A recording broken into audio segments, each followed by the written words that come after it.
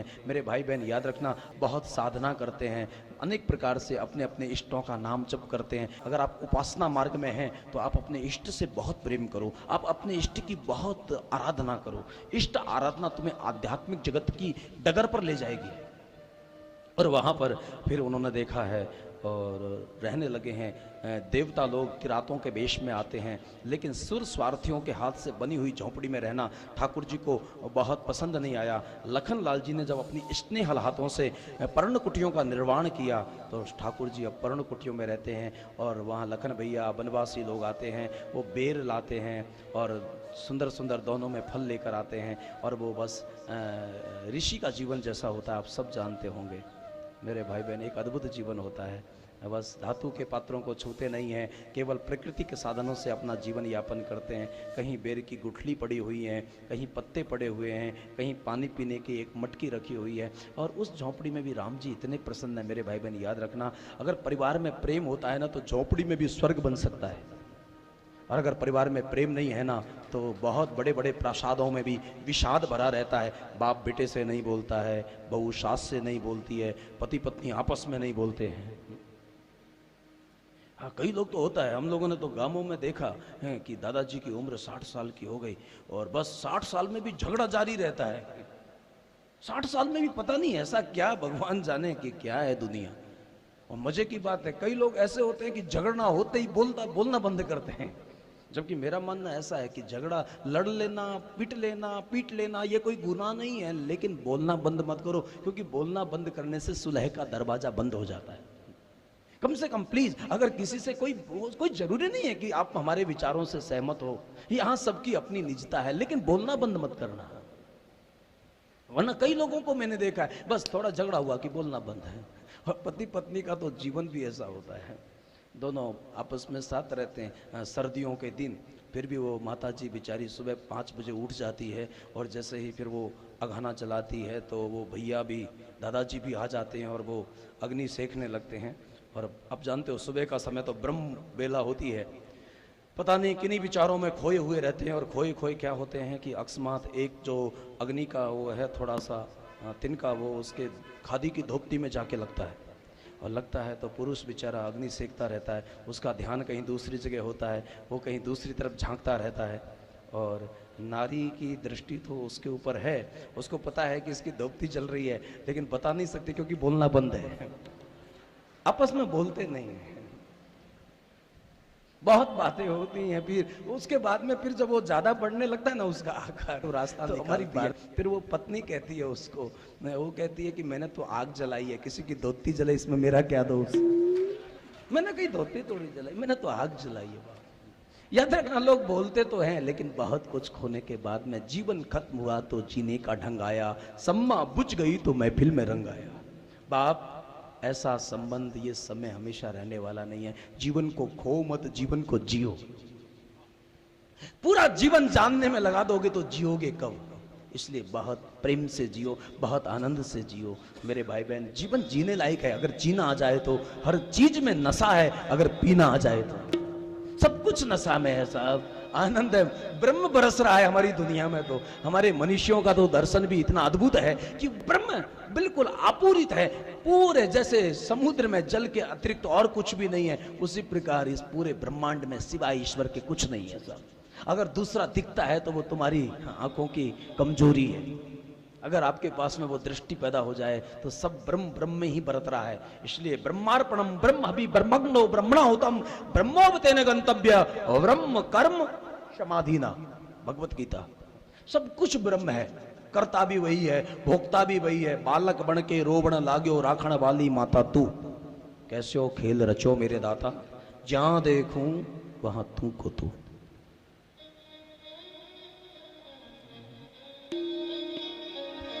उसकी रहमत का झूमर सजा है, उसकी रहमत का झूमर सजा है। मुरली वाले की महफिल सजी है, मुरली वाले की महफिल सजी है। भाई बहन बहुत खुश हैं यहाँ के लोग भी, यहाँ के साधु संत भी।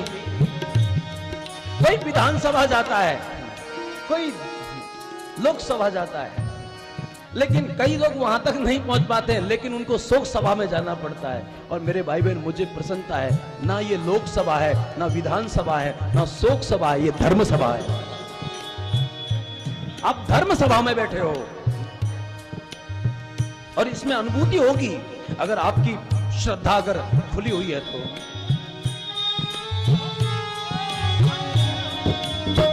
हरि बोल।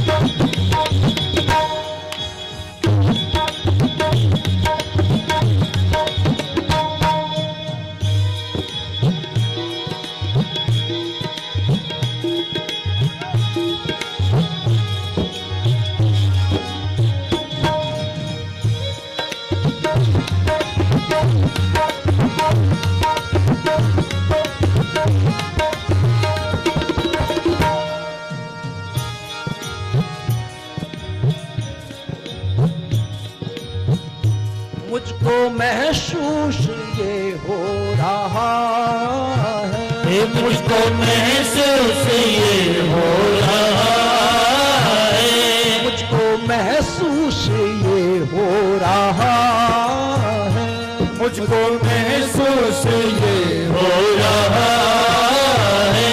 तेरी महफिल में करुणा भरी है, तेरी महफिल में करुणा उसकी रहमत का झूमर सजा है, उसकी रहमत का झूमर सजा है।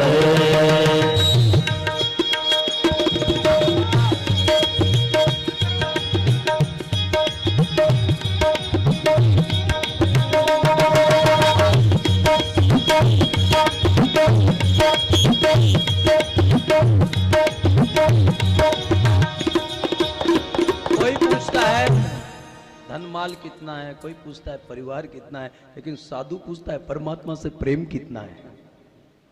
याद रखना, जीवन में पदार्थ होने चाहिए, लेकिन आप थोड़ा अपने जीवन को विवेक से जियो।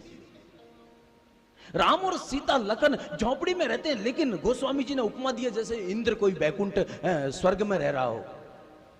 मेरे भाई बहन, अगर परिवार में प्रेम है ना, तो कम साधनों में भी आप बहुत अच्छे रह सकते हो। और अगर आपसी अगर तालमेल नहीं है ना, तो बहुत साधनों में भी कई लोग आत्महत्या करते हैं। मुझे आश्चर्य होता है, केंद्र में मंत्रियों की पत्नियां आत्महत्या कर लेती हैं, कभी कभी अभिनेत्रियां फंदे से लटक जाती हैं, और उनको पता भी नहीं है कि आत्महत्या करने से शरीर का नाश होता है, समस्या का नाश नहीं होता है। आवेश में ऐसा कदम मत उठाओ। ये जो शरीर है ना, ये प्रकृति का बहुत बड़ा उपहार है। मेरे भाई बहन, ये जो विश्व है ना, ये भी कोई कृत्रिम नहीं है, ये भी प्रकृति की संरचना है, और प्रकृति परमात्मा से अभिन्न है। और कभी कभी ऐसा होता है, रात को सब सो जाते हैं तो लखन पहरा देता रहता है, और अकस्मात राम जी की नींद उछट जाती है, और राम जब जागते हैं तो राम जी सिसकियां भर के रोने लगते हैं। राम के रोने के स्वर को सुनकर लखन भैया रोने लगते हैं, और राम और लखन जब दोनों रोने लगते हैं ना, तो उसी समय वैदेही जाग जाती है। और सीता, मेरे भाई बहन, हमारे देश की जो माताएं होती हैं ना, कभी कभी ऐसा समय आ जाता है जब पति बहुत उद्विग्न हो जाता है, हताश हो जाता है, तो हमारी माताएं उनको ढाढ़स बंधाती है। सीता जी देखती है राघव रो रहा है, तो बस ठाकुर जी को कहती है, करुणा निधान, क्या बात है, आप रो रहे हो आर्यपुत्र, आपको रोना नहीं चाहिए, आप क्यों रो रहे हो। तब सीता जी को राम जी कहते हैं, सीता, मुझे अयोध्या की याद आती है। राम जी की आंखों के आंसू सीता पहुंचती है। क्या दाम्पत्य जीवन है। और मेरे भाई बहन, वो परमात्मा, अभी परमात्मा क्या जिसके जीवन में प्रेम ना हो। परमात्मा का प्रेम तो देखो, भले ही वेदांतियों का ब्रह्म निर्गुण निराकार हो, लेकिन भक्तों का भगवान सगुण साकार होता है। वो गाता भी है, वो नाचता भी है, वो खाता भी है, वो चलता भी है, वो सोता भी है, वो गाता भी है, वो रोता भी है। इसलिए रामायण में गोस्वामी जी को लिखना पड़ा, जब जब राम अबद सुध करही, तब तब बारी बिलोचन भरही। अपने परिजन और पुरजनों की याद करके राम उनके स्मरण में बहुत रोते हैं। मेरे भाई बहन, रोना तो परमात्मा की उपासना है। बस आपके आंसू सही स्थान पर गिरे। सच में प्रेमी का स्नान होता है रुदन तो। गोपियां रोई बहुत थी, मीरा रोई बहुत थी। हाँ, आंसू किसी भी निमित्त से निकलते हैं, लेकिन आंसू शांति देते हैं, सुकून देते हैं। और ऐसा जब वातावरण बनता है, बस यहाँ राम लखन सीता रहते हैं। गोस्वामी जी विषयांतरण करते हैं। निषाद आए हैं, उन्होंने देखा है कि सुमंत अभी यहीं खड़ा है। उनको फिर सारथी दिया है, कहा सुमंत को समझाया आप अयोध्या चले जाओ। और सुमंत बहुत पश्चाताप करते हैं, मुझे अब जाके किस मुंह को लेकर मैं अयोध्या में जाऊं। राम जननी पूछेगी तो मैं क्या कहूंगा, महाराज उपदेश पूछेंगे तो मैं क्या कहूंगा। और मेरे भाई बहन, अयोध्या में जब सुमंत प्रवेश करते हैं तो वहाँ की बहुत व्याकुलता को देखा। वहाँ सब उदासी छाई हुई है और वहाँ कोई किसी से कोई बातें नहीं कर रहा है। और बस महाराज उपदेश को जब ये पता चला है, उनकी मूर्छा गई है। और मूर्छा जाने के बाद में उन्होंने आंखों में आंसू भर के कौशल्या का हाथ पकड़ा। कौशल्या, हाँ महाराज। राम कहाँ है? महाराज रो मत, राम वन को चले गए हैं। और फिर राम जननी का हाथ पकड़ के कौशल्या को कहा है, मुझे अपने कक्षों में ले चलो। वहां आ जाते हैं। महाराज थोड़ी थोड़ी देर में मूर्छित हो जाते हैं। मेरे भाई बहन याद रखना, कभी जब बुरा समय आता है, ना संपत्ति काम आती है, ना संतान काम आती है, ना कोई विद्या काम आती है, ना कोई बुद्धि काम आती है। कभी कभी भगवत भक्ति काम आती है। ऐसा विकराल समय आया है। वहां कौशल्या आ जाती है, सुमित्रा आ जाती है, उर्मिला आ जाती है, और फिर सुमंत आए हैं। ये जब समाचार सुना है, जयजीव कह के प्रणाम किया है। महाराज उपदेश को पता चला है सुमंत आए हैं। सुमंत तुम आ गए, राम कहाँ है सुमंत? सुमंत रोने लगे। महाराज सुख और दुख, ये जन्म और मरण, ये संयोग वियोग प्रकृति में चलता रहता है। महाराज आप धीर धारण करो। जो अज्ञानी होते हैं वो विक्षिप्त हो जाते हैं, और ज्ञानी होते हैं ना, वो दोनों में समता को धारण कर लेते हैं। सुख बिलखाई जड़ दुख बिलखाई। इसलिए आप सुख दुख से प्रभावित मत रहो महाराज, ये सब चलता रहता है। लेकिन बहुत व्याकुल हो जाते हैं, पूरा विवरण सुनाते हैं। पहली रात्रि तमसा के किनारे विश्राम हुआ था। निषाद ने बहुत सेवा की। सुबह भोर में राम ने बालों की जटा बनाई, और फिर जटा बनाने के बाद मैंने आपका संदेश सुनाया था। सूर्य सरी के किनारे गए, केवट ने उनको नौका में बिठाया और फिर पार हो गए। मैं केवल देखता रह गया। पूरा वृतांत सुनने के बाद में गाते गाते सुमंत के आंखों में आंसू आ जाते हैं। महाराज बहुत करुण क्रंदन करने लगते हैं। महाराज अब कल तो मौन में रो रहे थे, अब महाराज से रहा नहीं जाता है, बर्दाश्त नहीं होता है, मुखर होकर रोने लगे हैं। महारानी कौशल्या ने उनको कहा, राजन आपको रोना नहीं चाहिए, आप राजा हो, राजा को रोना नहीं चाहिए। रोते हुए कौशल्या को दशरथ ने कहा कि रानी, महाराज को रोना नहीं चाहिए, लेकिन महाराज को मरना नहीं चाहिए, ऐसा तो कोई नियम नहीं होता ना, ये दुनिया की व्यवस्था है।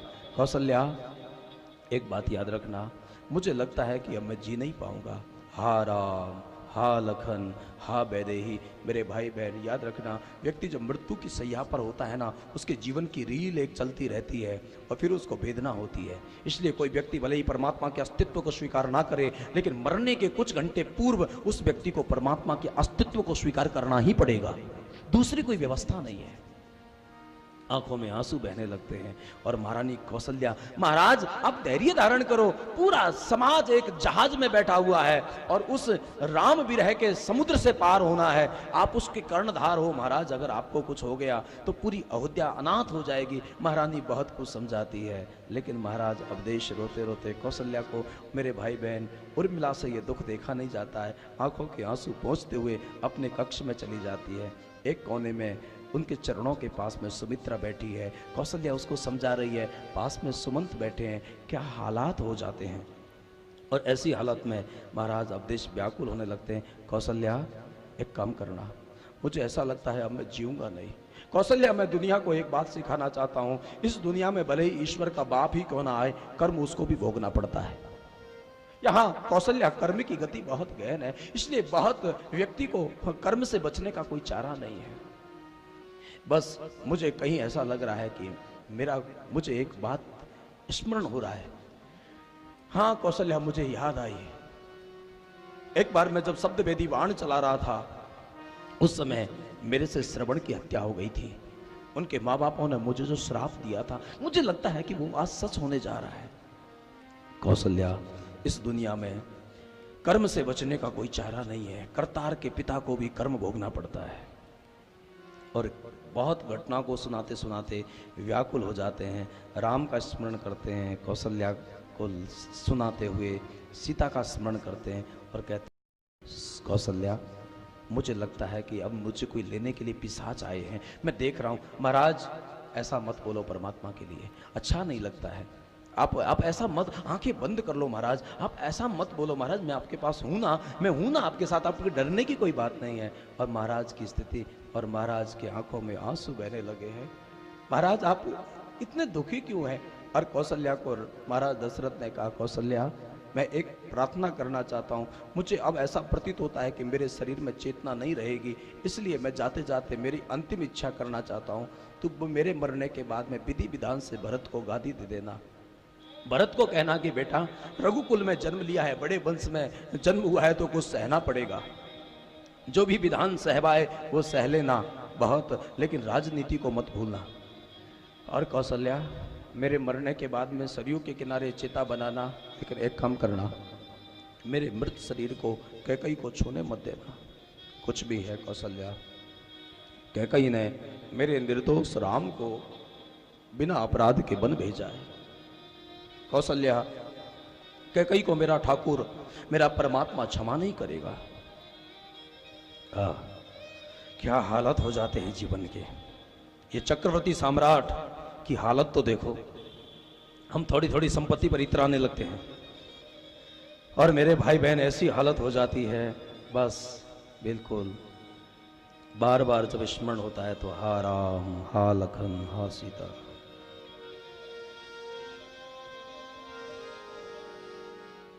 हा रघुनंदन प्राण परिते, हा रघुनंदन प्राण ते, तुम बिनु जियत बहुत दिन बीते, तुम बिन जियत बहुत हार भूप।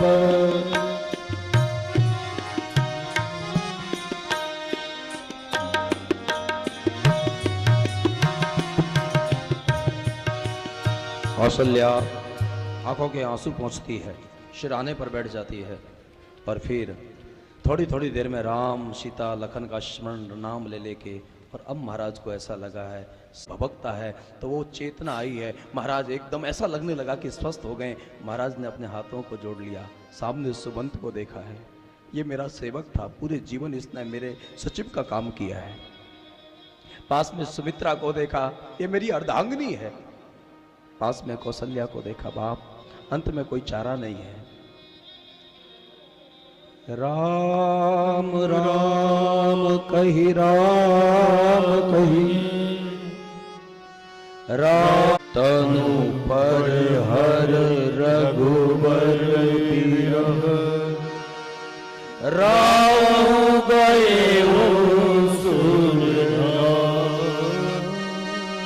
महाराज अब देश का देहावसान हुआ है। पूरे नगर के लोग बालक की भांति रोने लगे हैं।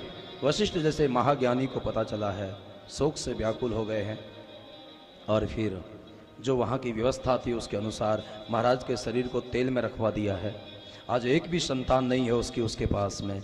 आज बिल्कुल अनाथ की तरह उसका पार्थिव शरीर पड़ा हुआ है। दूतों को कहा कि जाओ भरत को बुला के लाओ। मेरे भाई बहन, भगवान जाने इस धर्म का विज्ञान क्या है, लेकिन रामचरितमानस का दर्शन कहता है कि जहाँ भरत थे ना, उसको रात में बहुत ऊट पटांग सपने आते हैं, और सपने में वो ऐसी ऐसी चीजें देखते हैं और इससे बहुत भयभीत हो जाते हैं। सुबह स्नान करके शंकर का अभिषेक करते हैं, परिजन और पुरजनों की कुशलता की कामना करते हैं। इतना ही घटना घटी है कि वहां पर दूत आ गए हैं और आकर उन्होंने कहा गुरुदेव ने आपको बुलाया है, और बस उस भाव से उसको लेकर वहां पहुंचे हैं। बहुत तीव्र गति से भागने वाले घोड़ों पर सवार होकर भरत जी महाराज अयोध्या आए हैं। और देखा है कि ये जो समय है, इस दोपहर के समय लगभग महाराज राम जो हैं वो कैकई के कक्ष में हुआ करते थे। चलो वहीं चलता हूँ। और पूरे समाज को उदास देखा और कैकई को थोड़ा प्रसन्न, तो और कैकई ने राजोचित सम्मान किया है, वहाँ द्वार पर आई है।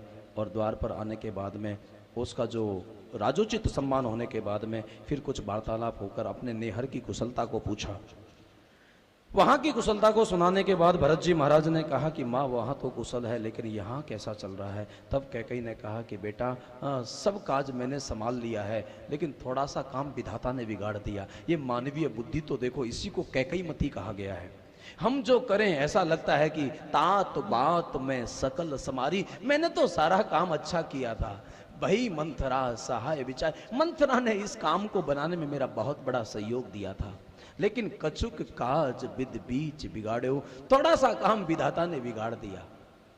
और काम ऐसा हुआ है कि महाराज अवदेश का देहावसान हो गया। जैसे ही महाराज की मृत्यु के समाचार को सुना, तात तात हा तात पुकारी, अपने पिता को स्मरण करते हुए रुदन करने लगे हैं। और बहुत रुदन करने के बाद में अपने को थोड़ा स्मृति में लाकर भरत ने माँ को पूछा, माँ मेरे पिताजी की मृत्यु का कोई समय नहीं था, असमय में अकारण मृत्यु का कारण क्या है, जरा मुझे सुनाओ तो। पिताजी के दिल तो सारी अपनी आपुन की करनी को समझाया।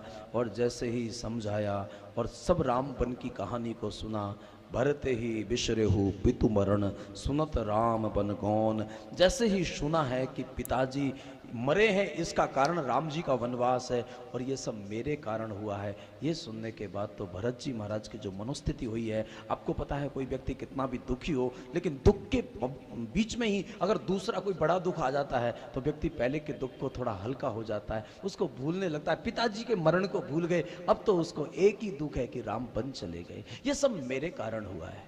अपने को हेतु जानकर बहुत मौन हो गए हैं। और उसी समय मेरे भाई बहन मंथरा बहुत सज धज कर आई है। आपको मैंने कल भी कहा, मंथराओं का एक ही काम होता है, दूसरों की काम को बिगाड़ के अपने काम को बना लेना। ये कोई बुद्धिमानी नहीं है मेरे भाई, ये चतुराई है, ये मंथराओं का काम है।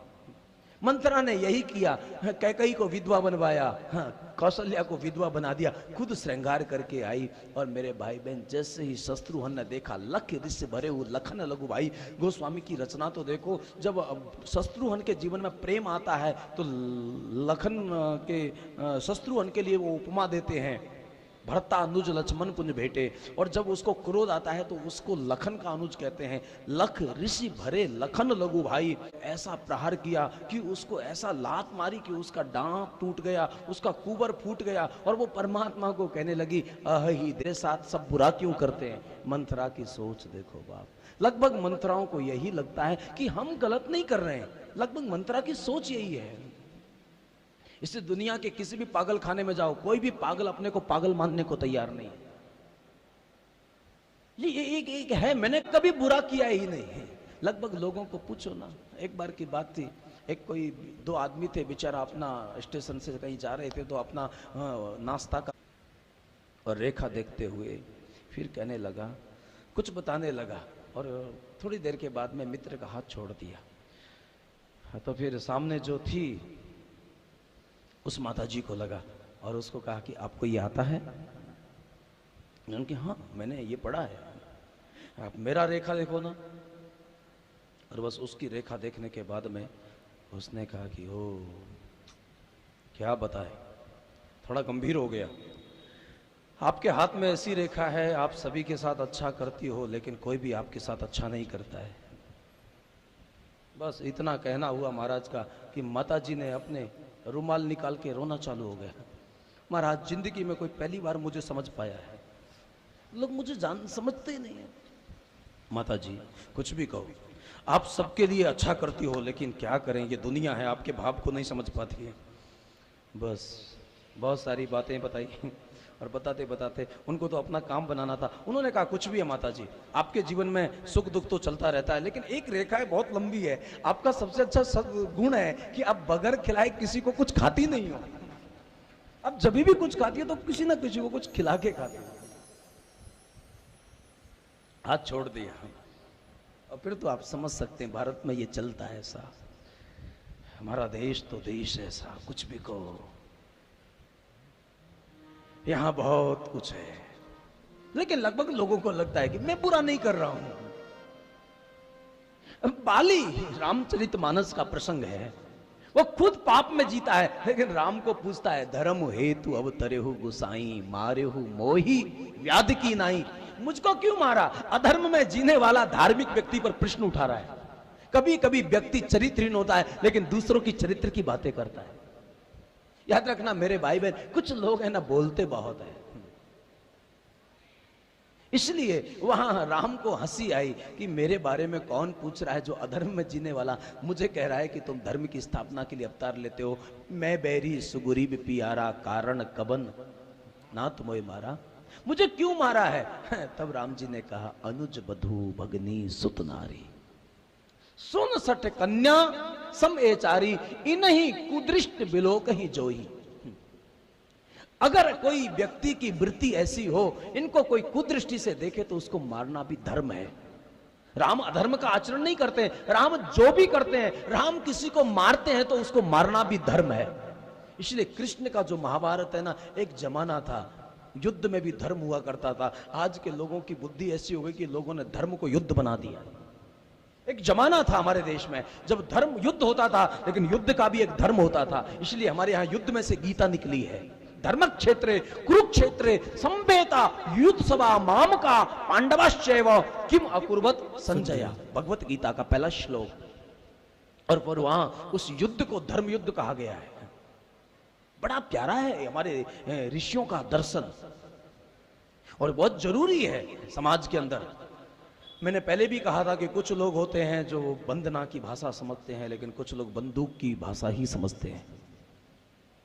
इसलिए केवल हाथ में शास्त्र होना चाहिए, उनको हम प्रणाम करते हैं, लेकिन याद रखना कभी कभी समष्टि के हित के लिए, कभी संसार के हित के लिए शस्त्र उठा लेना भी धर्म है। अहिंसा धर्म है, लेकिन हर काल में नहीं हो सकता। अगर अहिंसा ही धर्म है तो सैनिकों को हटा दो, अभी पता चले कि राष्ट्र की रक्षा कैसे होगी। इसलिए कहां कौन सा धर्म है ये विवेक से निश्चित होता है। इसलिए धर्म जो होता है ना, वो अपने विवेक से समझ में आता है। इसलिए हम लोग पढ़कर या सुन के धर्म को नहीं समझ पाते हैं। जिसको हम जीवन में धारण करते हैं वो धर्म बन जाता है, वो धर्म है। और फिर वहां पर बहुत सारी ये बातें हुई हैं। मंथरा को लेकिन दंडित किया है, भरत ने उनको कहा है कि लखन शत्रुघ्न, मुझे भी लगता है कि तूने जो व्यवहार इनके साथ किया है मैं भी करूं, लेकिन राम हमें क्षमा नहीं करेंगे। आप जानते नहीं हो राम का स्वभाव। चलो यहाँ से माँ कौशल्या के कक्ष में जाते हैं, और माँ कौशल्या की क्या हालत हो गई है। पूरा अयोध्या सुनसान हो गया है। ना बेटे हैं, ना बेटे की बहुएं हैं, ना पति है, विधवा के वेश में बैठी है, मलिन वस्त्र, केस खुले हुए हैं। और उस दृश्य को जब कौशल्या को विधवा के वेश में भरत ने दूर से देखा ना, तो उससे नहीं रहा गया, आंखों से टप टप आंसू गिरने लगे हैं। माँ, अगर इस दुनिया में भरत का जन्म नहीं होता तो तुझे वैधव्य प्राप्त नहीं होता। ये सब मेरे कारण हुआ है। और बस पता नहीं किन्हीं विचारों में खोई हुई थी। माँ को जाके जैसे ही प्रणाम किया और देखा है, अरे भरत आ गए हैं, तुरंत आंखों के आंसू पहुंचे हैं और छुपाना चाहती है बहुत कुछ गमों को। और मेरे भाई बहन, माँ तो माँ होती है, कितनी बार कहा जाए। याद रखना वो लेती कुछ नहीं है, जब तक जीती है तब तक देती देती है, देती देती है, देती देती है। साहब, माँ तो एकाक्षरी काव्य है। माँ में पूरा काव्य समा जाता है। जब पति पत्नी दोनों झगड़ने लगते हैं ना, और जब लगता है कि इसकी बहू को मेरा रहना पसंद नहीं है, तो माँ खुद कहती है, बेटा जब से वो चले गए हैं जुगल जो, और जब से वो गए हैं तब से वैसे भी कहाँ अकेले में मेरा मन लगता है। एक काम करो ना, तुम सब तो अपने अपने ठीक है धंधे में हो, और बेटा वहाँ वृद्धाश्रम में बहुत सारे लोग रहते हैं, सब मेरे जैसे ही तो हैं। एक काम, वहाँ सब ठीक है, मैं वहाँ रह लूंगी। मेरे भाई बहन, हमारे शास्त्रों में 4 आश्रम है, ब्रह्मचर्य, गृहस्थ, वानप्रस्थ और संन्यास। लेकिन ये जो 5वां आश्रम है ना, वृद्धाश्रम, वो आज के लोगों की देन है। ये आज के लोगों की देन है। वरना पहले कई शास्त्रों में नहीं पढ़ने को मिलता था कि कोई वृद्धाश्रम भी होता है। ये तो समाज बहुत उन्नति हो गया ना, इसलिए एक जमाना था कि लोग माँ बाप की सेवा को संपत्ति समझते थे। आजकल लोगों ने संपत्ति को माँ बाप समझ लिया है, बस संपत्ति चाहिए केवल, बाकी वो जिंदे। कितने लोग तो अंदर से दुआएं मांगते होंगे क्योंकि वो चाहते हैं कि ये जल्दी जाए तो हम स्वतंत्र होके जिए। और उनकी स्वतंत्रता जब स्वच्छंदता बन जाती है, मेरे भाई बहन, तुम किसके लिए कैसी क्या क्या सोच कर बैठे हो। इसलिए याद रखना, तुम अपनों के लिए बहुत कुछ करना, लेकिन अपना ख्याल रखना। तमाशा खुद ना बन जाना, तमाशा देखने वाले। कहीं तुम्हारा जीवन तमाशा ना बन जाए। जीवन तीर्थ बनना चाहिए, तमाशा नहीं। वरना समाज है मेरे भाई बहन, या किसको कहो, कभी कोई मां सोच भी नहीं सकती है और बेटा भी नहीं चाहता है, लेकिन परिस्थितियां ऐसी, हालात ऐसे हो जाते हैं कि मां को वृद्धाश्रम भेजना पड़ता है। और आपको पता है, जिसका पति दुनिया छोड़ के चला गया हो, ये तो संबंध जब होते हैं तो हम लड़ते रहते हैं, झगड़ते रहते हैं। जब पति चला जाता है तब पता चलता है कि उसकी कीमत और वैल्यू क्या थी। कोई भी संबंध जब बिछुड़ जाता है तब पता चलता है। हम स्वास्थ्य हमारा ठीक रहता है, कुछ भी खाते हैं, कुछ भी करते हैं, लेकिन जब बीमारियां आ जाती हैं तब पता चलता है कि स्वास्थ्य की कीमत क्या है। इसी प्रकार संबंधों की कीमत तब पता चलती है जब। इसलिए मेरे भाई बहन, इन चीजों को संभाल कर रखो, स्वास्थ्य को, संबंध को, सामाजिक सौहार्द को। और उसके बाद में वहां पर कोई भी त्योहार आता है तो माँ की आंखों में आंसू आ जाते हैं। कभी कभी बेटा जाता है, बहुत सारा सामान रख देता है, माँ और कुछ चाहिए बता दो, जो भी चाहिए मैं भेज देता हूँ। तो माँ उसको आंखों को छुपाती, आंसू बहुत पीती है माँ, मेरे भाई बहन। और बहुत रोते रोते है ना, बेटा को नहीं कोई नहीं, लेकिन जब बेटा चला जाता है तो माँ फूट फूट के रोती है। और माँ उस सामान को देख के कहती है कि भला इस बच्चे को कौन समझाए कि माँ पदार्थों की भूखी नहीं होती है, माँ प्रेम की भूखी होती है। पैसे से पदार्थ मिलता है, प्रेम नहीं मिलता। प्रेम खरीदा नहीं जाता है, प्रेम कोई बाड़ी में उपजता नहीं है, प्रेम कहीं बोया नहीं जाता है। प्रेम तो हृदय की एक स्थिति है। इसको कैसे समझाए, कौन समझाए कि पदार्थ, पैसा पदार्थ दे सकता है और फिर बेचारी वो जी भर के रो लेती है। और कभी कभी घटना ऐसी घट जाती है, बहुत रोई है मेरे भाई बहन, बहुत रोना पड़ता है लोगों को। भगवान करे किसी की वृद्ध आंखों में आंसू ना है। हमारे देश के बुजुर्गों का जीवन सम्मान पूर्वक जाना चाहिए। सच तो यही है। ये विश्व मंगलम की जो सबसे पहली जो धारा थी ना, हमारे सम्मानीय एस के गुप्ता जी विराजमान है। इन्होंने मेरे को एक सरल बिहारी मंदिर से पहली मुलाकात हुई और इन्होंने मुझे कहा कि मैं बुजुर्गों के लिए कुछ करना चाहता हूं, आप सहयोग देना, आप खाली वाणी से सेवा करना, मैं सब कुछ करूंगा। अपन लोग दुबई में कथा करेंगे, अपन लोग अमेरिका चलेंगे, अपन लोग ये करेंगे ना ये करेंगे।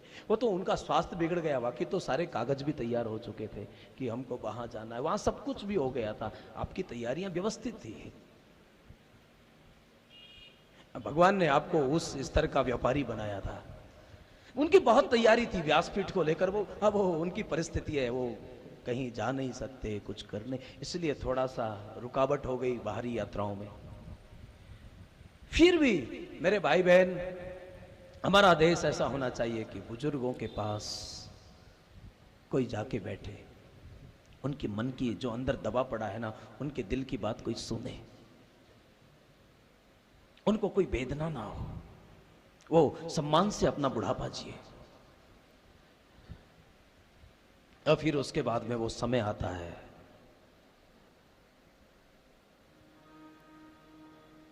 कल भी बहुत बड़ी कृपा थी पूज्य चरणों की, बहुत बड़े बड़े महापुरुषों के दर्शन हुए और हम बहुत भाग्यशाली हैं मेरे भाई बहन। याद रखना, अगर हम संत तक चलकर जाएं तो समझ लेना हमारा पुण्य है, वो पुण्य हमें संत तक ले जा रहा है। लेकिन संत चलकर हम तक आए तो समझ लेना ये प्रभु की कृपा है, इसलिए प्रभु की प्रेरणा से पधारे। कल भी बहुत बहुत महापुरुषों के दर्शन हुए। सच में निवाई वाले बहुत भाग्यशाली हैं। ये धार्मिक भूमि है, ये संतों की प्रेमी। एक भाई ने तो मुझे संत मंडली, ऐसे एक मंडली को मिलाया जो संतों की सेवा में ही समर्पित है। और पिछले कई दिनों से तो हमारी भिक्षा भी उनके घरों में ही हो रही है। वो संत मंडली है साहब, वो संतों से बड़ा प्रेम है उस ग्रुप को। और संतों की सेवा साहब याद रखना, जिस प्रमाण से नर्मदा का कंकर संकर होता है, जिस प्रमाण से गंडकी की शिला शालिग्राम होती है, उसी प्रमाण से संत का जो भेष होता है वो परमात्मा का रूप होता है। हमने इस भेष को भगवान कहा है। बाकी भेष के अंदर लोगों ने क्या किया है वो तो वो जाने साहब। हो सकता है कि थोड़ा गलतियां हुई होंगी कभी, लेकिन हमारी दृष्टि में साहब हम भेष को भगवान कहते हैं। ये परमात्मा का रूप है। और उसके बाद में वो समय आता है माँ का, जब माँ मृत्यु की सैया पर लेटती है, उसके बेटे को टेलीफोन किया जाता है, बच्चा आता है, और आने के बाद में मेरे भाई बहन कोई कैसा भी निष्ठुर बेटा क्यों ना हो, लेकिन जब वो उसकी माँ अंतिम यात्रा के लिए जब जूझ रही होती है ना, तो उस बेटे को भी गंभीरता तो आती है। बेटे ने माँ को छुआ, माँ ने आंखें खोली और अपने बेटे को देखकर बहुत आंखों में आंसू आ गए, बहुत रोने लगी। बेटा भी रोने लगा। बेटा और माँ का भी जो संबंध है बाप, कुछ संबंध इस दुनिया के बहुत अलौकिक होते हैं। बेटी और बाप का जो संबंध है ना, बहुत अद्भुत संबंध है। मैंने कल भी कहा, दुनिया के लोग सोचते हैं उसका बाप पागल है, लेकिन उस पागल को जब बेटी प्रणाम करके विदा होती है ना, तो फिर वो बाप अपने आंखों के आंसू नहीं रोक पाता है। सच में कुछ भी है, इसलिए इन संबंधों की कीमत करो, इतने स्वार्थों में मत डूबो कि हम सब कुछ। प्लीज आप टेलीविजन देखो, लेकिन सारी दुनिया के किरदार टेलीविजन की तरह मत निभाओ। जीवन में हकीकत होनी चाहिए। जीवन कोई किरदार नहीं है, जीवन को जमीन से जुड़ के जियो। वरना टेलीविजन देखते देखते सब लोगों की लाइफ टेलीविजन जैसी हो गई है। सबको ऐसा लगता है कि बस केवल एक फॉर्म है। आप जमीन से जुड़ के जियो। माँ ने आंखें खोली है, और माँ की जब उस भावनाओं को देखा, तो बेटे को देखकर माँ को बहुत शांति मिली। और मरते मरते बेटा, पता नहीं प्राण क्यों नहीं निकल रहे थे, बहुत देर से ऐसा कुछ हो रहा है, लेकिन शायद तेरे लिए अटके हुए थे। बेटा एक काम करना, इस वृद्धाश्रम में एक पंखा लगा देना इस कमरे में। लेकिन किसी ने कहा कि माँ आप तो मर रही हैं, आप पंखा लगा के क्या करना है। उन्होंने कहा कि भगवान ना करे, लेकिन मेरा दुनिया से भरोसा उठ गया है बेटा। मैंने कभी सोचा नहीं था कि मुझे वृद्धाश्रम आना पड़ेगा। तेरे बाप ने और हम दोनों ने दिन रात एक करके पूरा मेहनत करके कैसे अपने बच्चों को पाला पलोसा, उनको धंधे दिए, उनको शिक्षा दी। हमने कभी ये सोचा नहीं था। इसलिए बेटा भगवान ना करे, मेरी दुआएं तेरे साथ है, लेकिन मेरा भरोसा दुनिया से उठ गया। कदाचित अगर तुम्हारे जीवन में भी ऐसा दिन आए तो बेटा तुम यहाँ दुख ना पाओ। और ये कहते कहते मां मर गई बेचारी। मां तो मां होती है साहब, मां तो देवता है। याद रखना, जो माँ बाप की सेवा नहीं करता उसकी सेवा पूजा देवता कबूल नहीं करते हैं साहब। मां तीर्थ है। मुझे एक व्यक्ति ऐसा मिला था कि वो अपने मामा के यहाँ आया था, और वो मुझे बहुत खुश होकर कहता था महाराज जी मैं अपने मामा के गांव में आके कथा सुन रहा हूँ, और मुझे लग रहा है कि मैं तीर्थ में बैठ के कथा, क्योंकि ये मेरी माँ की जन्मभूमि है, और मेरी दृष्टि में मेरी माँ की जन्मभूमि तीर्थ है, इसलिए मैं तीर्थ में बैठ के कथा सुन रहा हूँ। थोड़ा माँ के प्रति, माँ तो माँ है साहब। मुझे बहुत अच्छा लगा हमारे भैया जी, इनके फोटो मोबाइल की स्क्रीन पर जब मैंने माता जी का फोटो देखा, सच मैंने उनको कहा प्लीज जरा मुझे दिखाओ तो। किस्मत वाले वो होते हैं। बाप पत्नी पसंद से मिल सकती है, लेकिन मां पुण्य से मिलती है। पसंद से मिलने वाले के पीछे अगर पुण्य से मिलने वाली को रुला दिया जाए, ये कैसी मानवता है।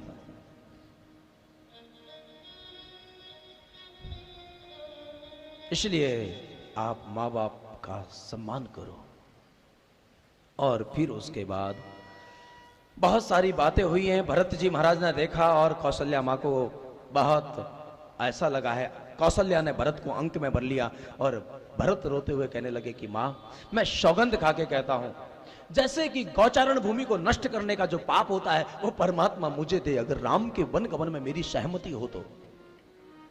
गुरु पुत्र को मारने की जो पाप लगता है, गुरु पत्नी को मारने का जो हत्या का पाप लगता है, जो गुरु को जहर देने का जो पाप होता है, वो परमात्मा मुझे दे, अगर राम के वन गमन में मेरी सहमति हो तो।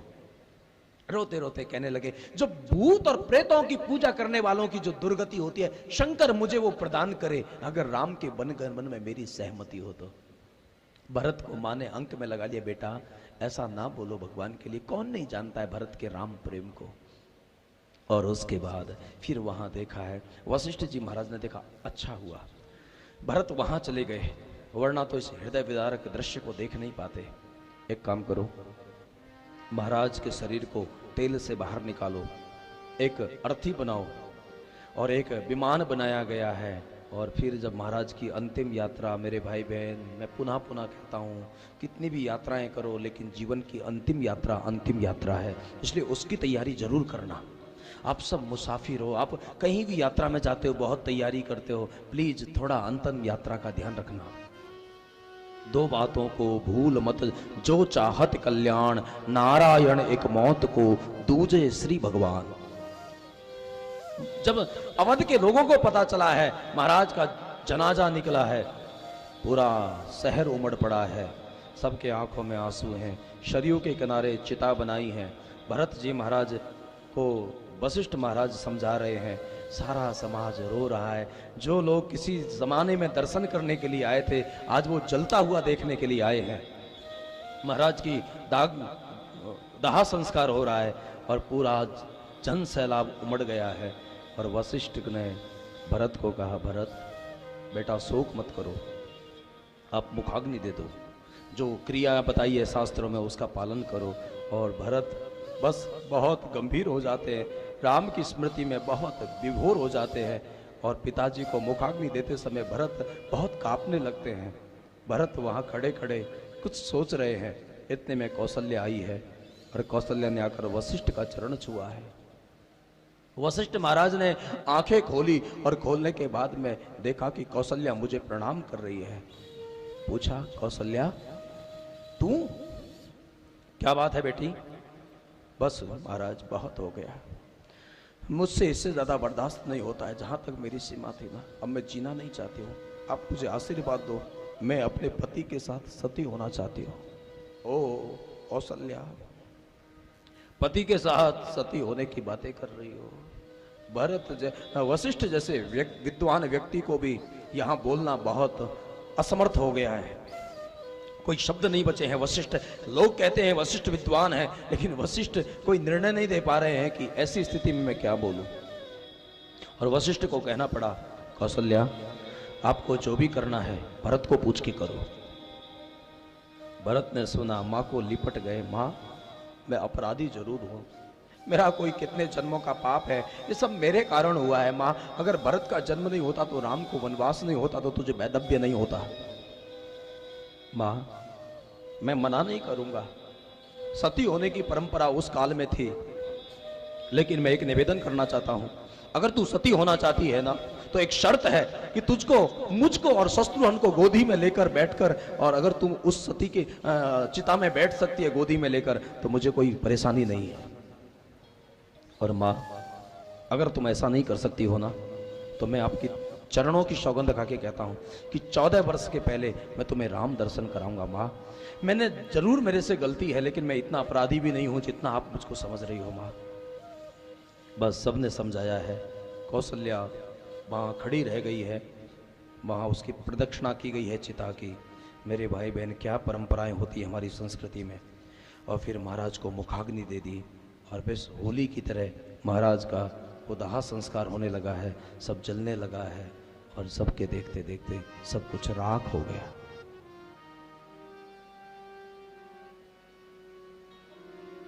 मिट्टी में मिले मिट्टी, बाकी की खाक होगी, सोने से तेरी काया जल कर के राख होगी, दुनिया को छोड़ करके मरघट में बास होगा, 2 गज कफन का टुकड़ा तेरा लिबास होगा। मेरे भाई बहन यहाँ बहुत कुछ भी करो, कैसे भी जियो, लेकिन इतना याद रखना, कितने भी हीरे मोती कमा लो लेकिन कफन में जेब नहीं होती है। माँ बच्चे को जन्म लेते ही जो कपड़ा पहनाती है उसमें जेब नहीं होती है, जो झगुला होता है उसको माँ को पता है कि कुछ लेकर नहीं आया है। इसी प्रकार जाने वाले हर इंसान को पता है कि कुछ साथ लेके जा नहीं सकता, जो भी लिया यहीं से लिया, जो भी किया यहीं किया, जो भी देंगे यहीं देंगे। कांधे पे धर ले जाए परिवार बाल तेरे, यमदूत ले पकड़ कर डोलेंगे घेरे घेरे। कांधे पे धर ले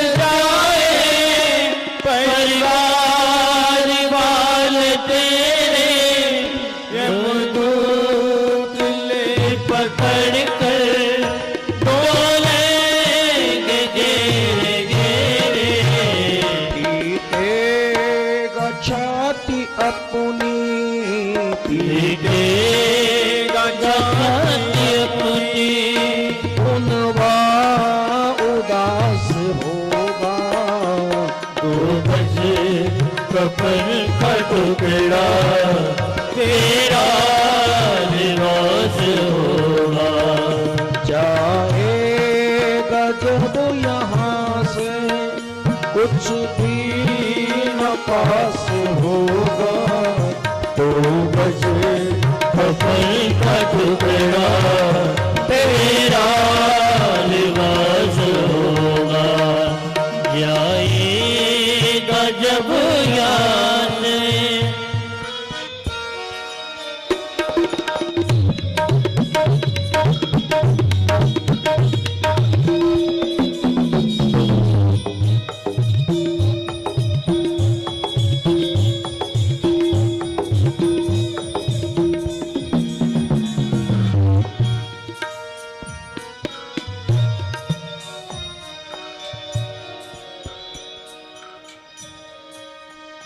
चुन चुन के लकड़ियों में रख दे तेरे वतन को, आकर झट उठा ले मेहतर तेरे कफन को।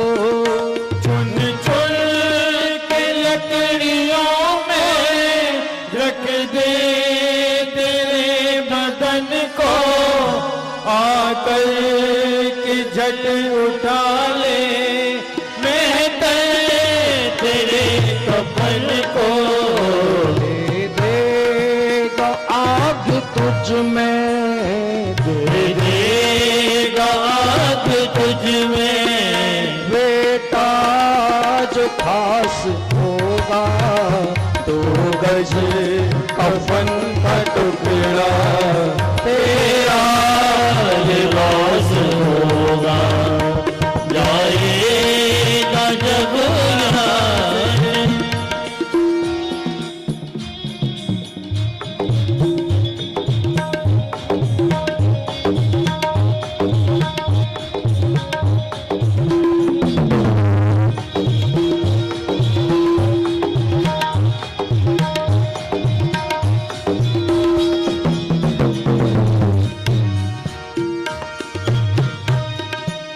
मेरे भाई बहन, सत्य को अनदेखा ना करो।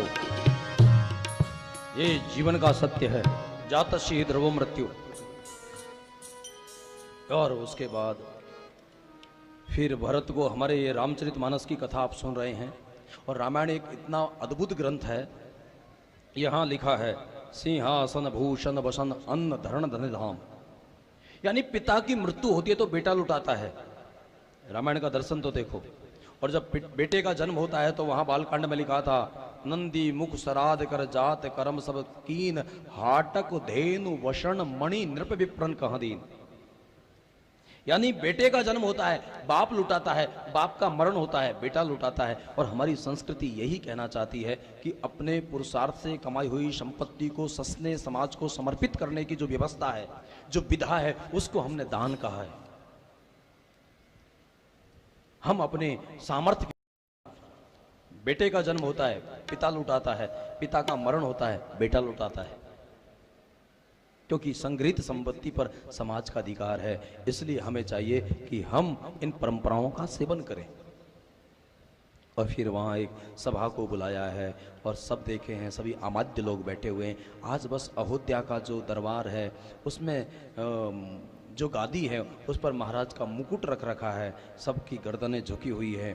और महाराज दशरथ की अनुपस्थिति में ये पहली राज्यसभा है, लोकसभा है, विधानसभा है, यानी सभी अमात्य वहाँ बैठे हैं राज्य के।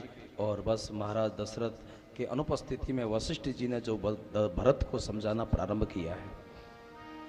भरत को बार बार कहा जाता है कि भरत आप गादी को स्वीकार करो। यहाँ परंपराएं ऐसी ही चलती आ रही हैं कि राजा जिसको गादी सौंपता है वही राजा होता है। और फिर राम ने भी तो पिता के वचनों का पालन किया है, आपको पता होना चाहिए।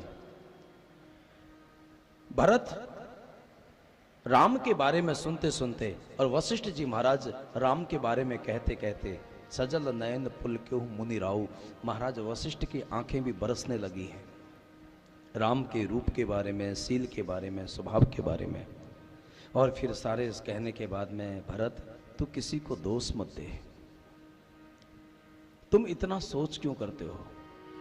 भरत आपको पता होना चाहिए, ये कैकई को भी दोष मत दो, ये सब विधि का विधान है भरत। 6 चीजें विधाता के हाथ में होती हैं। सुनहु भरत भावी प्रबल, विलख कयहु हानि लाभ जीवन मरण, जस अपयश भरत क्यों व्यर्थ में किसी को दोष देता है? क्यों किसी की निंदा इतने आदि में, क्यों अपने को गिलानी में ले जाता है भरत? महाराज दशरथ की मृत्यु कोई शोचनीय नहीं थी। शोचनीय मृत्यु तो उस ब्राह्मण की है जो ब्राह्मण कुल में जन्म लेने के बावजूद, जो वेद का अध्ययन ना करके और जिसको विषयों से वैराग्य ना हो, जो पूरा जीवन संसार के विषयों के लिए बर्बाद कर दे, उस ब्राह्मण की मृत्यु पर अफसोस होना चाहिए।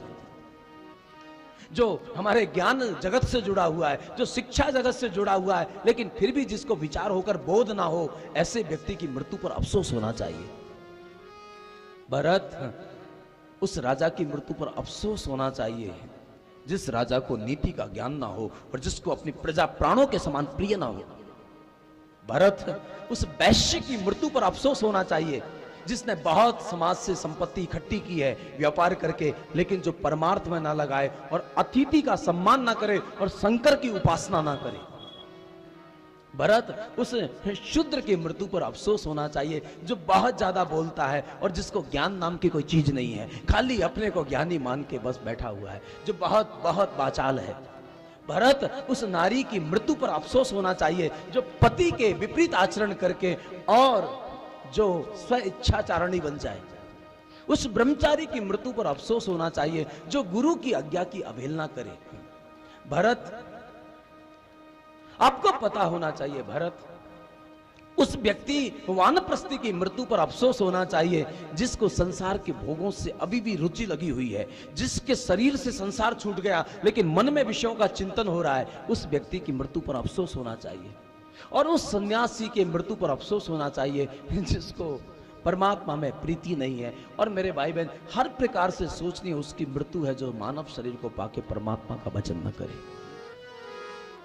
रामायण की पंक्तियां तो देखो। सोचिए विप्र जो वेद दीना, गाइए। सोचिए विप्र जो वेद दीना, तज निज धर्म विषय लयलीना, तज निज धर्म विषय लयलीना, सोचिए नृपति जो नीति न जाना, सोचिए नृपति जो नीति न जाना, जेहि न प्रजा प्रिय प्राण समाना, जेहि न प्रजा प्रिय प्राण समाना, सोचिए वैश्य कृपण धनवानु, सोचिए वैश्य कृपण धनवानु, किसी ने बहुत व्यापार किया, बहुत इकट्ठा किया। याद रखना, संपत्ति पर एक व्यक्ति का अधिकार नहीं, पूरे समाज का अधिकार है। और जो केवल खुद के धन की 3 गति है, दान भोग और नाश। या तो उत्तम गति है दान करो, सात्विक धर्म का प्रचार होना चाहिए। अब मेरे भाई बहन, कलयुग में श्रद्धा में जियो लेकिन अश्रद्धा अंधश्रद्धा में मत जियो। ये कोई पाखंड का जमाना नहीं है, लेकिन आज भी मेरे भाई बहन पता नहीं दुनिया को क्या हो गया है, आज भी लोग है ना पाखंडियों को ज्यादा सपोर्ट करते हैं। याद रखना, साधु नहीं बिगड़ता है, दुनिया बिगाड़ती है साहब। दुनिया के लोगों के ऊपर आज भी कभी कभी ऐसा लगता है कि लोगों को क्या हो गया है, भक्ति के नाम पर कितनी भ्रांतियां पैदा कर दी हैं। तुमने कितनी संप्रदाय पैदा कर दी धर्मों के अंदर। हाँ, जो नासमझ व्यक्ति है ना, उसको सुलझा हुआ सत्य भी देते हैं, उसको भी वो उलझा देता है। मैंने अभी थोड़ी देर पहले कहा, एक जमाना था युद्ध में भी धर्म होता था, आजकल धर्म के अंदर युद्ध पैदा कर दिया है लोगों ने। ये आज के इंसान की देन है।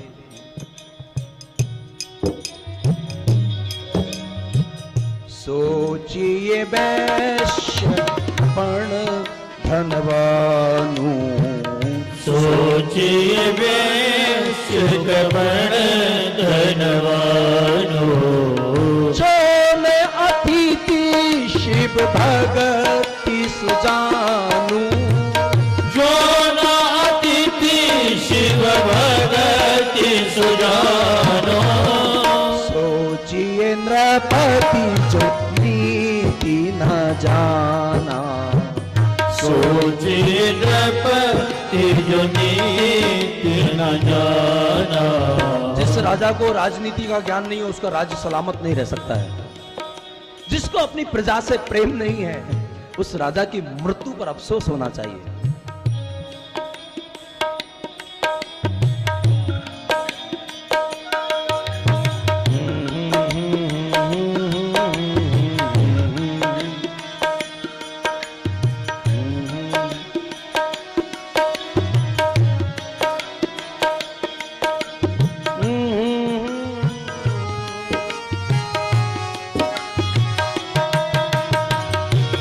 आइए थोड़ी देर माहौल को चेंज करते हैं।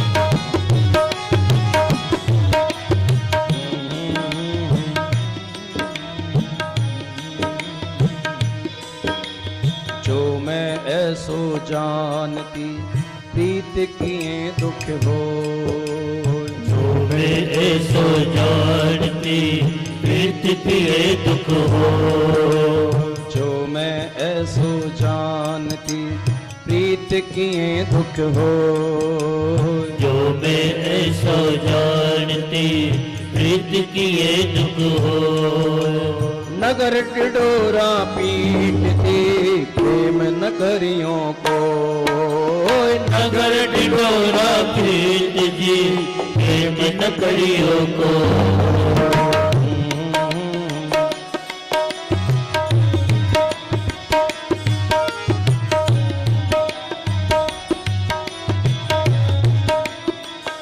चाहे भागवत का गोपी हो, चाहे रामचरितमानस का भरत हो, प्रेमी को सहना बहुत पड़ता है।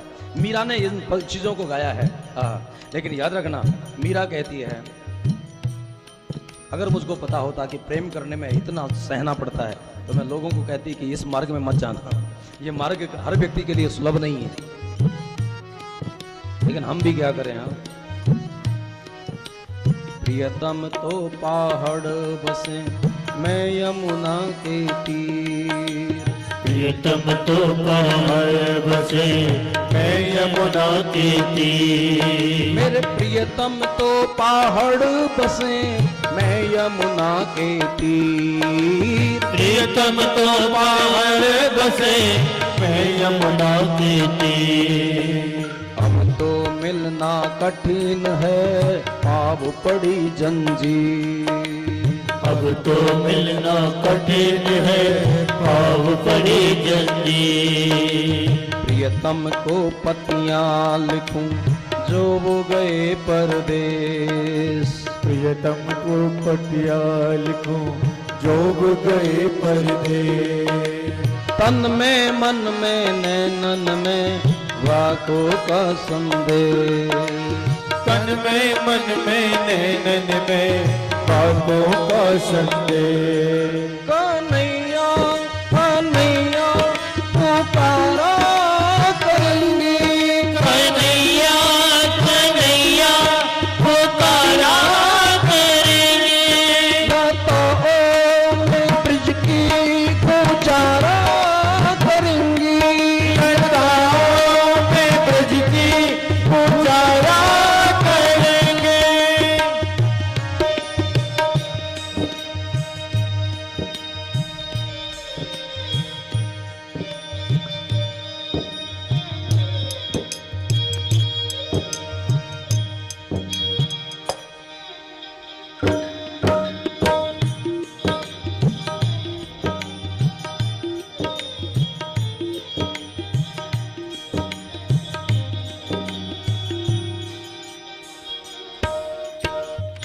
मार्गजय जो है ना अद्भुत है बाप। भरत की सभा में सभी लोग बैठे हुए हैं और सब भरत को समझा रहे हैं, भरत आपको पता होना चाहिए हमारे रघुवंश की रिवाज है, यहाँ गुरु की आज्ञा को सर्वोपरि माना जाता है। बेटा ऐसा मत करो, जो गुरुदेव कह रहे हैं वही मान लो, गुरु की वाणी को तो माना जाता है ना। भरत जी ने सबने भरत को समझाया और अब तक तो भरत जी केवल सुन रहे थे, लेकिन घटना तो तब घटी जब कौशल्या ने वहां खड़े होकर भरत को कहा, बेटा गुरुदेव क्या कह रहे हैं, जरा तू सुन तो सही। और बस जब माँ ने ऐसा कहा ना, भरत को एक ही तो आसरा था कि मुझे कोई नहीं समझता है, लेकिन माँ कौशल्या तो जानती है मेरे हृदय के बारे में। और बस कौशल्या ने भी ऐसा कह दिया। अब तो भरत के ऊपर जो दुख गिरा है ना, जो बहुत करीबी लोग हैं वो भी हमें ऐसा बोल रहे हैं, सानी सरल रस मात बानी सुन भरत व्याकुल भय। आंखों में आंसू बरसने लगे हैं, मानो कि विरह के अंकुरों को सींच रहे हैं। और तो रास्ता निकालती है, फिर वो पत्नी कहती है उसको, वो कहती है कि मैंने तो आग जलाई है, किसी की धोती जलाई, इसमें मेरा क्या दोष। मैंने कहीं धोती थोड़ी जलाई, मैंने तो आग जलाई है। याद रखना, लोग बोलते तो हैं, लेकिन बहुत कुछ खोने के बाद में जीवन खत्म हुआ तो जीने का ढंग आया, सम्मा बुझ गई तो महफिल में रंग आया। बाप ऐसा संबंध ये समय हमेशा रहने वाला नहीं है। जीवन को खो मत, जीवन को जियो। पूरा जीवन जानने में लगा दोगे तो जियोगे कब? इसलिए बहुत प्रेम से जियो, बहुत आनंद से जियो मेरे भाई बहन। जीवन जीने लायक है, अगर जीना आ जाए तो। हर चीज में नशा है, अगर पीना आ जाए तो। सब कुछ नशा में है साहब, आनंद है, ब्रह्म बरस रहा है हमारी दुनिया में। तो हमारे मनुष्यों का तो दर्शन भी इतना अद्भुत है कि ब्रह्म बिल्कुल आपूरित है, पूरे जैसे समुद्र में जल के अतिरिक्त और कुछ भी नहीं है, उसी प्रकार इस पूरे ब्रह्मांड में सिवाय ईश्वर के कुछ नहीं है साहब। अगर दूसरा दिखता है तो वो तुम्हारी आंखों की कमजोरी है। अगर आपके पास में वो दृष्टि पैदा हो जाए तो सब ब्रह्म ब्रह्म में ही बरत रहा है। इसलिए ब्रह्मार्पणम ब्रह्म अभी ब्रह्मग्नो ब्रह्मणाहुतम ब्रह्मोपतेन गंतव्य ब्रह्म कर्म समाधिना, भगवत गीता। सब कुछ ब्रह्म है, कर्ता भी वही है, भोक्ता भी वही है। बालक बन के रोबण लाग्यो राखण वाली माता तू, कैस्यो खेल रचो मेरे दाता, जहां देखूं वहां तू को तू।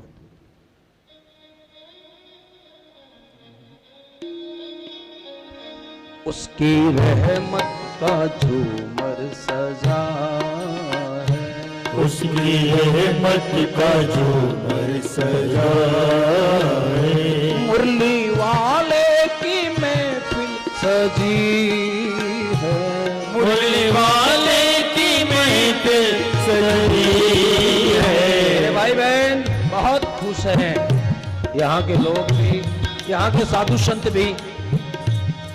कोई विधानसभा जाता है, कोई लोकसभा जाता है, लेकिन कई लोग वहां तक नहीं पहुंच पाते हैं, लेकिन उनको शोक सभा में जाना पड़ता है। और मेरे भाई बहन मुझे प्रसन्नता है, ना ये लोकसभा है, ना विधानसभा है, ना शोक सभा है, ये धर्म सभा है। आप धर्म सभा में बैठे हो और इसमें अनुभूति होगी अगर आपकी श्रद्धा अगर खुली हुई है तो। हरि बोल।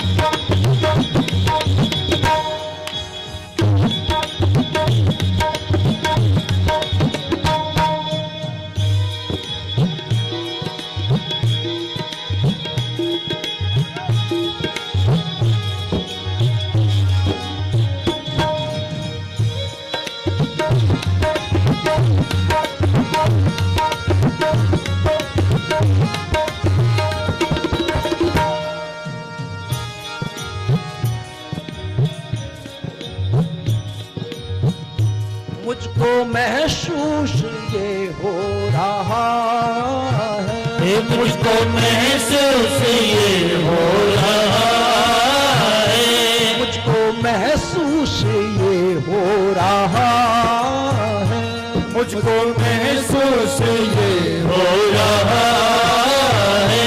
तेरी महफिल में करुणा भरी है, तेरी महफिल में करुणा भरी रहमत का झूमर सजा है, उसकी रहमत का झूमर सजा है।